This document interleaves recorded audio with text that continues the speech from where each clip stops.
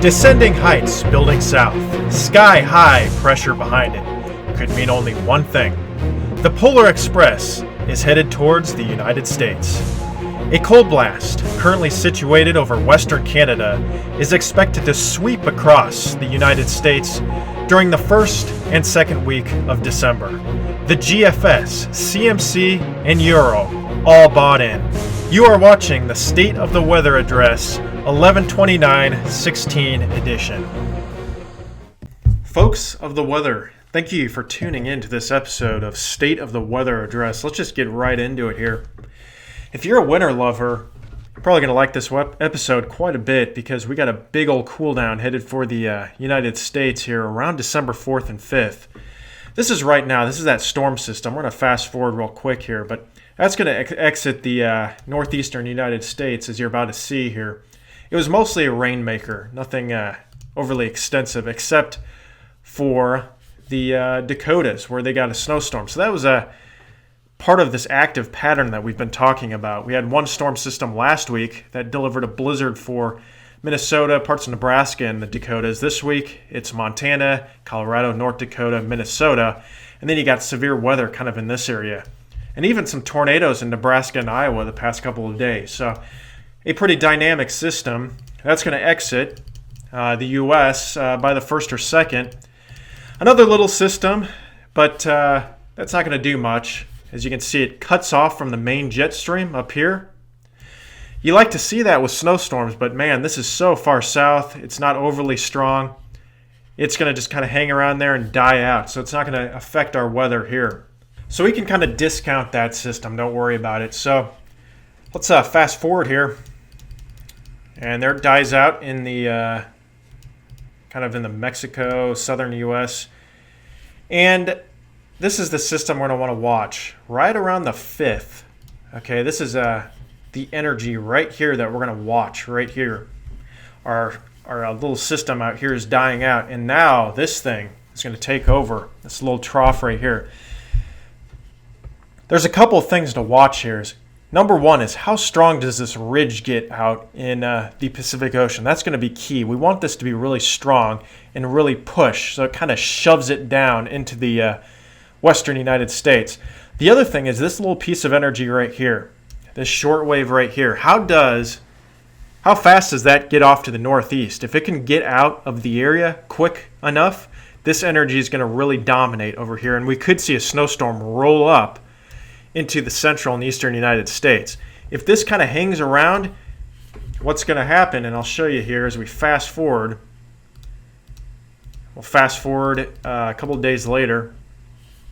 If this thing hangs around and it's kind of over here, it's going to be kind of like this system we just had now, where, you know, the snow is probably going to be all up here with this system. This system's not going to be as strong. It's kind of hogging some of the energy up here. And so you kind of just, you don't get a classic blizzard type pattern. So we want this to get moved to the northeast so this system can really take over. And the GFS certainly shows that. So here it comes. As you can see, it closes off. You want to see these closed off lows for blizzards. And it actually tracks up a nice snowstorm up into from the central southern plains up into parts of the Midwest and maybe even Great Lakes region as well.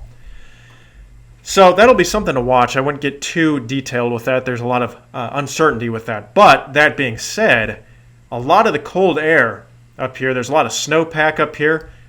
This trough kind of originated from that area. A lot of that cold air is going to get shoved to the south, and it's going to affect areas in this area kind of right here. You're going to get some very cold temperatures after December 7th. And so this tracks to the east, and it might hang around for a while as well. So it's something. All right, it is time to look at the temperatures. And I'd go into the storm a little bit more, but there's a lot of uncertainty. The models have been really trolling with crazy, powerful, low-pressure systems out in this area, and they just randomly disappear. Part of the reason is because there's so many pieces of energy, and the models are just trying to figure out what energy to capitalize on. So one run, it'll capitalize on one piece of energy. The next run, it'll weaken that piece of energy.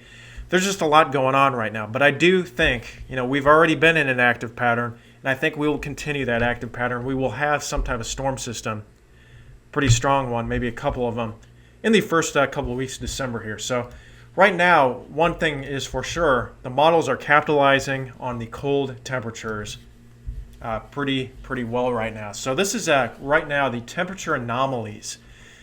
Now, anomalies are essentially anything above zero is above average temperatures, anything below zero is below average temperatures, and of course zero is average temperature. So this area, you'd have average, over here you'd have above average, and over here you'd have below average. So this is the GFS right now that we're looking at for the United States, and this is from pivotalweather.com. This website is very good. You can follow along with me if you want. www.pivotalweather.com. They have great graphics and plenty of options. So we're under surface and precipitation under the 2-meter temperature anomaly. So this is temperature anomalies for the surface. So let's fast forward to the time of the outbreak, and it begins to really build around the 4th and the 5th of December in the western Canadian coast and even in the western United States. There's a lot of fresh snowpack up here, and so what's going to happen is that's going to help amplify and help keep this cold air coming on south, and it's going to be very cold. Many cold air outbreaks will usually take kind of this track where they'll kind of dig into this area, and that's what we thought would happen a lot this winter. But this one, it is really far west when it comes down, and you're going to see that in a second here. Watch this build south here. As we get towards December 7th, December 8th, we've got a very cold, look at that. Negative 30 plus degrees below average, maybe negative 40 in the mountains. There's a very cold blob heading kind of in this direction. And the cold air extends all the way just to about the coast and out to the Midwest. So this will move east, but we're talking very deep, cold polar air, and multiple models showing that. Yeah, and this thing is rather nuts. You got cold air all the way down, well into the Gulf, well into Mexico, core of it over here. Very warm temperatures out in the eastern coast of the U.S., but that's about to change here very rapidly, as you're about to see. Fast forward it here, and that scurries to the east and the southeast, kind of actually affects the Great Lakes region, but it begins to weaken. The system in general begins to kind of weaken, flatten out a little bit. So this area here will receive below average temperatures, but won't be as strong as, say, this region out here. So this is a western, kind of a west central U.S. polar plunge. So let's look at some of the other models. What are they showing? Alrighty, so what does the European computer model show? This is the ECMWF. And they do not have surface temperature anomalies on here. The European computer model actually limits a lot of its data for people outside of the U.S. So we're going to look at the 850 millibar temperature anomaly. That's just off the surface. So if you imagine like the jet stream up here, the 850s are kind of like in this area, just above the surface. So now we can use what we got. This is close enough. This is right now. We're going to fast forward into the future here. Let's go December 5th. As you can tell, it's really building out in the Canadian western coast. It's a little bit further east with it at this time, but nonetheless, it is definitely there, and it is tracking really sharply to the south. This looks ridiculous. Here's your line where it goes from below average temperatures to above average temperatures, and it is a very sharp cutoff.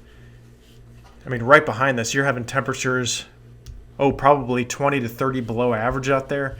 The entire western U.S. is just blanketed with cold temperatures. And so let's fast forward to this. And the European computer model is actually showing a very powerful low pressure system, and you can kind of see it right here. You can kind of see that with very warm temperatures out ahead and very cold temperatures behind, with plenty of snow for this area right here. It was putting down well over a foot, we'll put it that way. And this will continue to move east. And again, it also shows it weakening out in the eastern U.S., but it almost is a little bit more powerful than the GFS is with this cold air system. So, yeah, I tell you what, it's something to watch. And so the next thing we're going to look at is the EPS. The EPS is essentially the European computer model ensemble. So they run a bunch of ensembles for the European computer model. And so we'll look at that. I'd say this is more accurate when you're really getting far out like this. It has the cold plunge kind of in the same area we just looked at. So let's fast forward it. It's a little bit less extreme as it moves through the U.S. And I would say this is more of a realistic looking scenario with temperatures maybe 10 to 20 below degrees, in the core of this cold air outbreak. And so we'll fast forward that, and it plunges into the eastern United States. So that looks more realistic to what's been happening. It's been very consistent with this overall look the past few days. So I would hedge my bets on something happening looking like that. So let's look at the Canadian computer model. This is one of the models developed in Canada. We're going to look at the same thing as the GFS, the 2-meter temperature anomaly. This is right now. We'll fast forward it. As we get towards December 4th and 5th, you finally see it to start to make its way onto the northern U.S. and Canadian coast. It's a little bit later than the other models are with this. It has a little piece of cold air out here, but it's a little bit warmer and it takes a little bit longer. Let's fast forward it. This begins to work its way, nose its way into the northern U.S. It's further north, and the core of the cold air is further kind of north and east, and it's actually more intense up here. It's actually painting much below average temperatures compared to the other models up in this area. Fast forward it, and boy, oh boy, it's slower with everything, and it has temperatures 30 to 40 below degrees, even 50 below in the northern plains. So we'll see what happens with that. But it's a lot slower with it. I mean, we're talking the 9th, and it's still out in the central United States with warm temperatures out here. But I would assume that this kind of propagates to the east. Alrighty, so this is the actual temperatures we're looking at right now. This is not the anomalies anymore. So this is the actual temperatures that we would feel. And this is around December 5th. This is the air mass really starting to take shape out here in the western Canadian plains. We got 20, 30 degrees below average, and that is headed towards the central United States here. So we'll fast forward it towards the 6th and the 7th, now the 8th and the 9th. And here's that storm system I'm talking about. The models have all of a sudden caught on to a very strong storm system that tracks up into this area. And this is very similar to the storm track that I predicted in my winter forecast that you would see a lot this year. Kind of this area getting a lot of snow, and it shows a blizzard for that area. And temperatures behind it, man, you're talking single digits, 0, maybe even sub-zero temperatures. We'll fast forward it. And this is kind of where the core of the cold air is in the Dakotas. This is possibly where the coldest air is going to be, especially if you look at the GFS and the Canadian models. You're talking 20, possibly 30 degrees below average. All of the areas in pink, you're looking at single digits and below. And so you can really see that cold front track its way into the eastern United States with very warm temperatures out ahead of it. Could be dealing with a nice snowstorm out in the Midwest. We'll have to watch that. But this begins to track to the east, and it kind of weakens. That cold air mass, like I said, is going to weaken, but it will deliver below average temperatures for the east. Temperatures in the 20s, 30s, maybe even some areas in the single digits, closer to the Great Lakes region. So we'll take a look at that storm system a little bit more here. So that's our first storm system moving out right now. And another little small storm system kind of moving into the northern U.S. right before the big one happens. And here it is. This is the big storm system. It kind of originates, gets its act together out in the central United States. So this area could see some snow. I mean, this could blanket a lot of areas. We'll fast forward it. And remember when that jet stream really became organized? It really started looking a lot more powerful. That's when that low pressure system does too. Nice swath of snow out for Iowa, Missouri, Wisconsin, and Michigan. But this even gets stronger. Look at that. And so when you get these isobars really close together, these pressure lines, very windy conditions. So this area is likely seeing a blizzard. But this is so far out, and I would not put my money in on something like that quite yet. But the cold air signal, absolutely. But this type of storm track, I just want to use this as an example. This is the type of storm track kind of in this area right here that I think will be fairly common this winter. And so it would not surprise me if you saw something like that happen. But we'll have to watch it. So this will continue to move to the east and bring snowy conditions for the kind of the Great Lakes region, maybe even the Northeast. So we'll have to watch that very closely.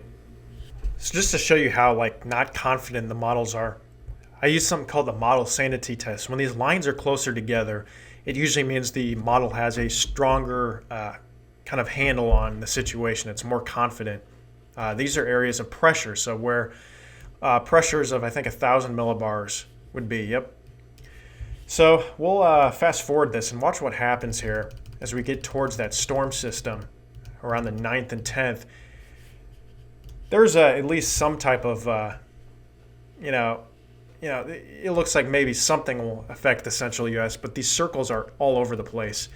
So it just shows you that, man, this thing is, when you're looking for exact positioning and snowfall amounts and strength and size, I wouldn't even get into it this far out. That's pretty far out. But the general signal that something might be there, yeah, you could definitely factor that into the forecast. I mean, that's only 162 hours out, so you could definitely do something like that. But that just kind of shows you how the models get less accurate with time. So, all right, guys, with all that being said, if you want more of these weather forecasting videos and want to further your weather super forecasting skills and want some weather forecasting tutorials, go ahead and click that big old subscribe button here in the middle. I'll be releasing plenty more of these videos. And after you're done with that, if you want my winter forecast, my 80-page winter forecast with regional breakdowns, city breakdowns, precip and snowfall maps, I think it's the biggest, most detailed winter forecast out there. But it is a very simple read. Go ahead and click the link below this video. I will just enter your email and I will send it right off to you. Okay, it's going to be an awesome winter forecast for you. It's very simple, but it's also very detailed. You're going to get a lot out of it. So go ahead and enter your email, and I'll send it right off right away. And after you're done with those two things, go ahead and follow me on Facebook. I'm actually going to be doing some forecasting live streaming during major hazardous weather events, maybe this winter storm. And it'll be just kind of a fun hangout session. I'll kind of go over some of the current live weather events happening, and I will do some Q&A and stuff. So if you have some questions, it's live streaming, so you can just comment, and I will answer some questions. Maybe do some, loosely organized forecasting tutorials as well on that as well. So go ahead and subscribe, then enter your email, get your winter forecast, and then follow me on Facebook, and I'll see you soon.